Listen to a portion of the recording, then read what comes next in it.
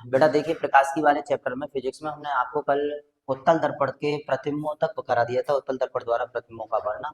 आज बेटा जी हम देखेंगे गोलीय दर्पण की वक्रता त्रिज्या तथा फोकस दूरी में संबंध। ओके, सभी बच्चों की नजर सामने होनी चाहिए। यहाँ पर समझिए गोलीय दर्पण की वक्रता त्रिज्या तथा फोकस दूरी में संबंध क्या है। आपको सभी बच्चों को पता है कि जो फोकस दूरी है, ध्यान से सुनना भाई, जो फोकस दूरी है वो वक्रता त्रिज्या की कितनी होती है? आधी होती है। फोकस दूरी वक्रता त्रिज्या की कितनी होती है? आधी होती है। ये संबंध सब बच्चों को पता है। ओके, फोकस दूरी वक्रता त्रिज्या की कितनी होती है बेटा? आधी होती है। यही हमें क्या करना है यहाँ पर, ये पूरा जो स्टेटमेंट है जो हमने यहाँ पर लिख दिया F बराबर R/2, यही हमें यहाँ पर क्या करना है? प्रूफ करना है, राइट। तो देखिए यहाँ पर प्रूफ कैसे करेंगे। ये जो F बराबर R/2 आप लिखोगे स्टेटमेंट में, मतलब कथन में, कथन में, तो ये चीज आप लिखोगे कथन में कि फोकस दूरी वक्रता त्रिज्या की आधी होती है। ओके बेटा, अब इस चीज को हम करके यहाँ पर प्रूफ दिखाएंगे, और ये देखिए ध्यान से, तो देखिए इसका प्रूफ मतलब उपपत्ति। बेटा प्रूफ में सबसे पहले आपको बनाना पड़ेगा चित्र, और चित्र ध्यान से समझेंगे यहाँ।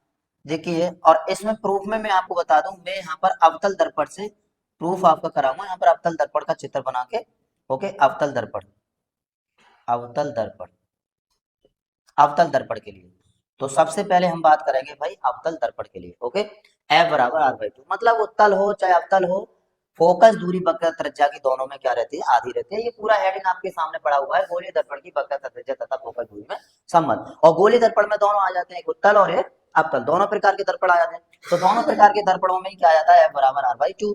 ओके, और यहाँ पर हम सबसे पहले किसके लिए देखेंगे भाई? अवतल दर्पण के। सेम अवतल दर्पण के लिए वैसे ही उत्तल दर्पण के लिए सेम प्रोसेस रहेगा। तो आप एक के लिए समझ लीजिए यहाँ पर। तो देखिए ध्यान से, सपोज ये अवतल दर्पण है बेटा, चित्र को बड़े ध्यान से समझना। ये अवतल दर्पण, इसका ये मुख्य अक्ष है, ये ध्रुव P है। ओके, सपोज कहीं अनंत है और अनंत पर रखिए बेटा वस्तु, और अनंत से प्रकाश की किरण जब आती है मुख्य अक्ष के समानांतर आपतित होती है, तो थोड़ा सा 1 मिनट वेट करोगे। ये मुख्य अक्ष के समांतर आपतित होती है। तो मुख्य अक्ष के समांतर आपतित होने के बाद परावर्तन के पश्चात यह क्या होती है? फोकस से होकर गुजर जाती है, फोकस से होकर जाती है। Any problem? ठीक है बेटा, किसी कोई दिक्कत भाई? अब यहाँ पर हम एक कंस्ट्रक्शन कर लेते हैं, एक रचना कर लेते हैं। और रचना ही क्या, मतलब जब आपको ये सब बच्चों को पता है कि प्रकाश किरण अगर वक्रता केंद्र से जाए, प्रकाश किरण या वक्रता केंद्र से जाए तो वो उसी दिशा में वापस लौट जाती है। ये जो मैं यहाँ पर डॉट डॉट डॉट डॉट कर रहा हूँ, चलो मैं पहले एक सीधी रेखा से इसे शो कर दूं, फिर डॉट डॉट डॉट। इसका मतलब यहाँ पर ये है कि भाई हमने एक कंस्ट्रक्शन किया हुआ है, एक रचना की है, एक ऐसी रचना की है जो एक प्रकाश की किरण भी है और इन दोनों के मध्य की रेखा भी है। ठीक है, तो यहाँ पर ये वक्रता केंद्र C है, और बेटा ये क्या है? पॉइंट F है, और इस किरण का हम नाम दे देते हैं A और V। बताइए, कोई दिक्कत बेटा किसी बच्चे को? सही है। और ये तो पॉइंट आपका P है। अब एक बार बताओ कि सपोज ये कोण हम मान लेते हैं थीटा, कितना? थीटा। ओके, और इस जब ये कोण थीटा है तो बेटा ये भी कितना होगा? थीटा होगा। क्यों होगा? क्योंकि एकांतर अंत कोण है। आप यहाँ पर ध्यान से देख सकते हो, जब ये थीटा है तो ये भी थीटा होगा, ये एकांतर अंत कोण है, राइट। और इसे आप कुछ भी एंगल का नाम दे दो, θ1 दे दो, फाई दे दो, जो भी मर्जी है वो आप दे दो। तो यहाँ पर हम सपोज कर लेते हैं ये एंगल क्या है? फाई है। ये एंगल क्या है? फाई है। यानी प्रॉब्लम यहाँ तक। अब आगे हम इसका करेंगे भाई कैलकुलेशन, तो थोड़ा ध्यान से देखना बेटा। तो क्योंकि क्योंकि ये कोण और ये कोण आपस में क्या है? बराबर है। यहाँ पर समझिए, क्योंकि आमने सामने के क्या है बेटा? कोण है। और ये एंगल थीटा और फाई आपस में बराबर हो जाएंगे। जब दो कोण आपस में बराबर होते हैं तो उनकी संगत भुजाएं भी क्या हो जाती हैं? बराबर हो जाती हैं, राइट।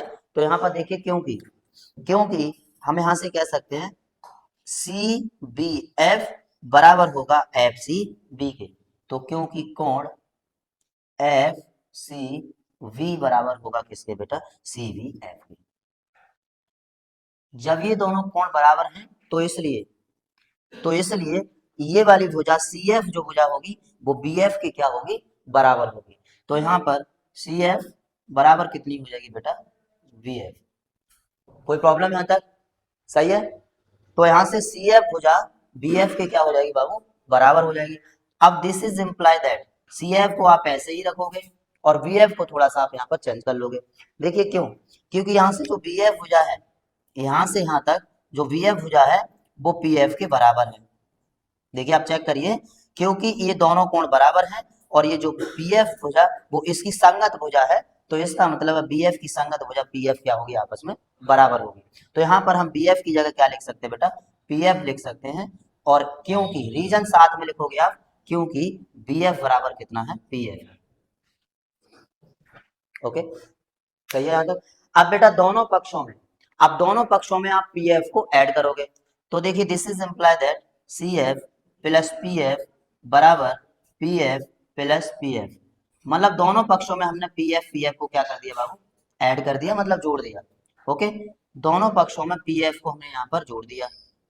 अब भाई C F plus P F बराबर P F plus P F, तो ध्यान से सुनना बेटा, C F plus P F, अच्छे से, P F plus C F, ये यहां से यहां तक की दूरी है, मतलब ये आप बताइए वक्रता केंद्र तक की दूरी है, और वक्रता केंद्र तक की दूरी को क्या कहते हैं, वक्रता त्रिज्या। मतलब ये टोटल दूरी किसके बराबर हो जाएगी, पीसी के। किसके बराबर हो जाएगी बाबू, पीसी के। P F plus C F किसके बराबर है, पीसी के। और पी एफ कितना हो गया, 2pf। कोई प्रॉब्लम यहां तक, सही है। आगे पीसी, ध्यान से देखो, पीसी कहां से कहां तक, पी से लेके सी तक की दूरी वक्रता त्रिज्या है, तो इसे आर कहेंगे, बराबर, और 2, और यहाँ पर पीएफ, पीएफ कितना है, देखिए पी से लेके एफ मतलब फोकस दूरी एफ है। अगर मैं यहाँ से एफ निकालूं तो एफ बराबर आ जाएगा आर बाई 2। ये भाई आपका हो गया प्रूफ, ये हो गया आपका प्रूफ। एनी प्रॉब्लम, कोई किसी भी छात्र को किसी प्रकार की कोई समस्या, समझ में आ गया सबको बेटा? जब समझ में आ गया तो इतना नोट कर लीजिए जल्दी। चलिए देखिए, अब नेक्स्ट लाइन डाल लीजिए, दर्पण सूत्र या समीकरण, और ये एग्जाम की दृष्टि से बेटा बहुत इंपोर्टेंट है। ओके, तो ध्यान से समझने की कोशिश करोगे यहाँ पर। तो सबसे पहले इसका भाई समझते हैं चित्र। तो देखिए आप सबको पता है दर्पण समीकरण मतलब दर्पण सूत्र, F1/F बराबर 1/V प्लस 1/U, ये दर्पण सूत्र होता है। ओके, अब इसको हमें यहाँ पर क्या करना है बेटा, प्रूफ करना है। इसको हमें यहाँ पर क्या करना है भाई, प्रूफ करना है। ध्यान से सुनना, कभी कभी 5 नंबर में एग्जाम में आ जाता है कि दर्पण समीकरण को प्रूफ कीजिए, सत्यापित कीजिए, तो वहां कैसे करोगे, तो ध्यान से सुनना। देखिए सपोज मैं इसमें अवतल दर्पण के लिए ले रहा हूं, अवतल दर्पण,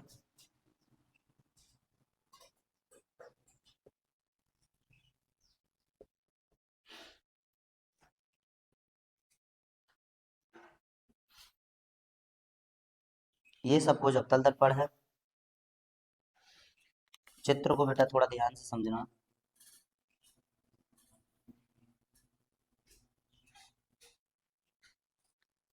ये इसका मुख्य अक्ष है, ये ध्रुव P, सपोज यहाँ पर कहीं वस्तु रखी है। अब आप सबको पता है कि जो प्रकाश किरण मुख्य अक्ष के समांतर आपतित होती है वह परावर्तन के पश्चात फोकस से होकर गुजर जाती है। ठीक है, वह परावर्तन के पश्चात फोकस से होकर गुजर जाती है। और जो प्रकाश किरण वक्रता केंद्र से होकर आपतित होती है, ध्यान से समझना भाई, थोड़ा सा मैं इसे,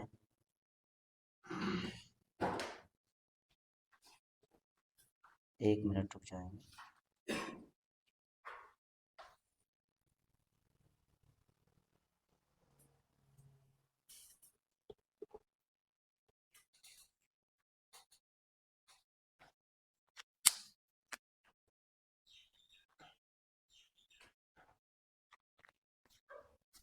और जो प्रकाश किरण वक्रता केंद्र से होकर आपतित होती है वो परावर्तन के पश्चात उसी दिशा में वापस लौट जाती है।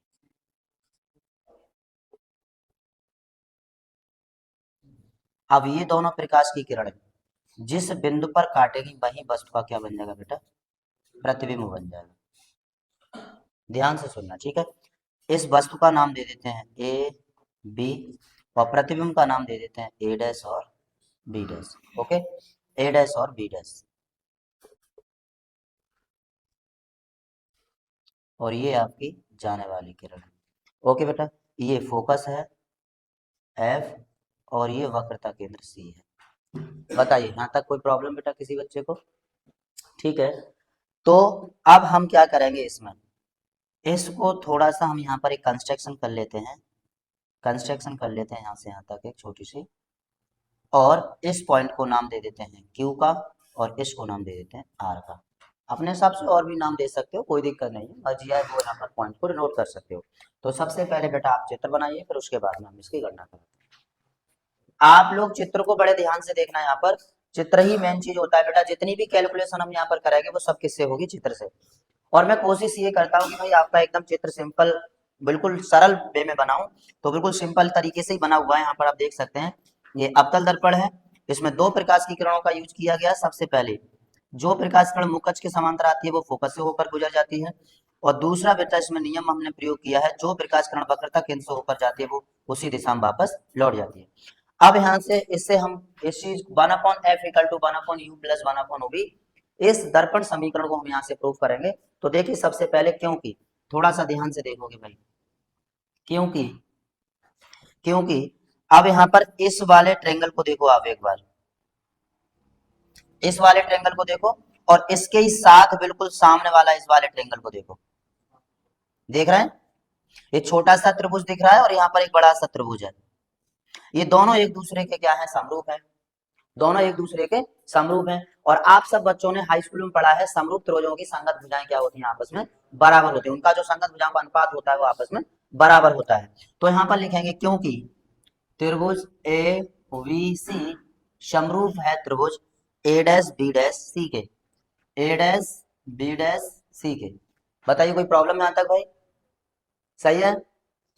अब इसलिए जब ये बेटा समरूप है तो समरूप त्रिभुजों की संगत भुजाओं का अनुपात भी आपस में क्या होगा, बराबर होगा।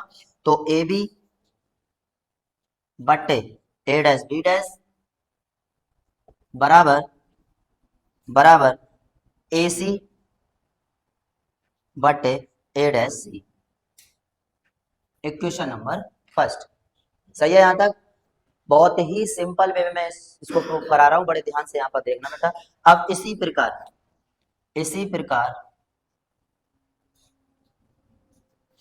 प्रकार आप ध्यान से देखिए। अब यहाँ पर बेटा ये वाला ट्रिंगल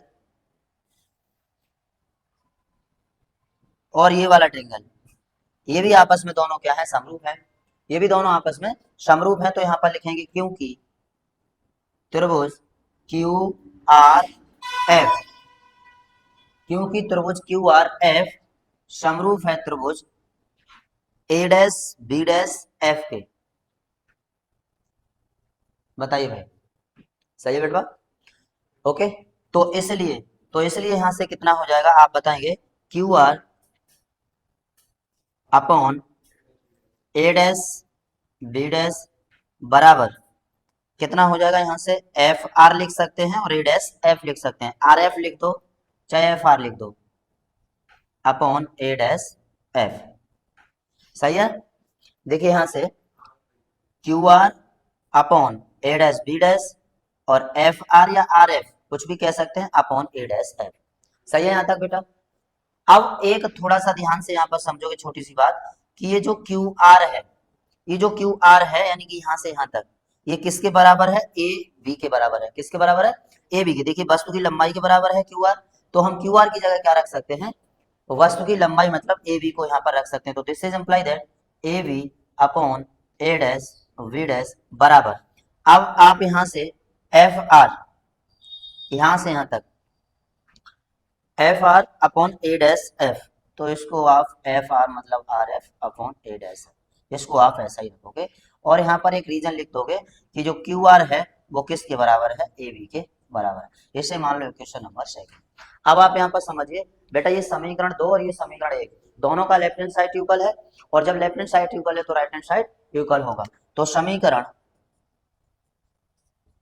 1 व 2 से ए सी अपॉन ए डैश सी बराबर R F upon A dash F. Okay, अब यहाँ पर हम निकाल लेंगे भाई ए सी की वैल्यू, कि ए सी कितना है, ए डैश सी कितना है, आर एफ कितना है। ये टोटल दूरियों को हम यहाँ पर अभी निकालेंगे और सब तब तक आप ये नोट करिए जल्दी से।